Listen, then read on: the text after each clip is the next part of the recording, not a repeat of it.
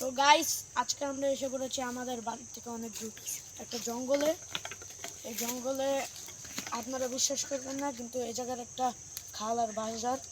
এই জায়গায় কিছু গভীর গভীর রাতে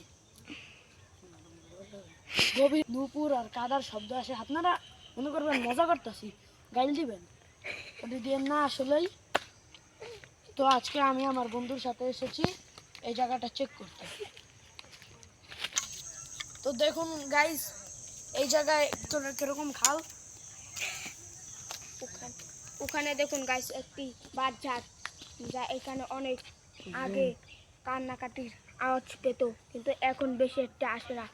এখানে অনেক ভয়ঙ্কর ভয়ঙ্কর জিনিস আসে। তো গাইস, আজকের জন্য এটুকুই রইল।